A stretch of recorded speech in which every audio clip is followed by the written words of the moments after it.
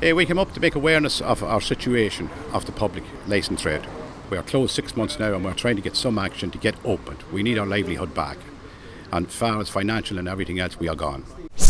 So what brought you guys out here today and what inspired you to do this? We're trying to get the bars reopened in Ireland, all the bars open in a safe manner. We've been closed now for almost 6 months there, and it's just a breaking point now at this stage. The bars there may never open again. We are just trying to get open in a safe manner and make a living. We just thought we had to come up with something different to get the government to listen to our cause. Like we've been here 6 months, nothing happening, talk, and we just felt we had to do something different, something more innovative. And what do you think of the fact that the government are forcing people to sell €9 worth of food before they can open their pub? What do you think of that policy specifically? Well, personally I think that's a joke. Because all it's doing is putting more money out of people's pockets. Because food isn't going to prevent you from getting the virus. There's no difference. Jackie Healy-Rae said it.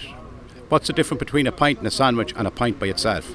It's an excuse to open. How has the lockdown affected you personally in your business?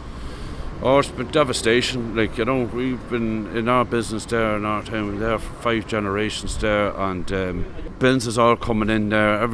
People have mortgages, they've loans to pay, they've got car loans, this, that, and the other. Hey, and you haven't got the money in to pay these bills. Hey, and it's a frightening time. How do you think the COVID lockdown has been handled by the government overall? Well, the first mistake they made in the beginning was to close the pubs and to close the schools and to let everybody walk about and do their own thing for 2 weeks. That was the first mistake they made. And you take after that, then they were forewarned about meat factories, stuff like that. All them things they were the heads up on. They didn't do anything about it. They cut back on their testing. They didn't look at the housing situation for meat factory workers, stuff like that, stuff that was flagged to them that happened in other countries, and they just sat there, and then all of a sudden it happens again a month ago, and everyone's back on their arch. I noticed the sign says paid for Monaghan Publicans for common sense. Do you think that this is a common sense position that you're advocating for? Most definitely. If you look at all Europe's open, we are not. They look to Europe for all the guidance. When you started the lockdown, it was the guidance, we are doing better than Europe. Every pub's open in Europe, but we're not. It only suits in some ways to look at Europe. What would you say maybe to someone who's at home watching this and who would say, oh well, they're trying to put money above people's health or something like that? What would you say to a critic maybe who had that opinion? Well, this country's probably worse than Ireland at the minute all across Europe, and all the bars are open across Europe.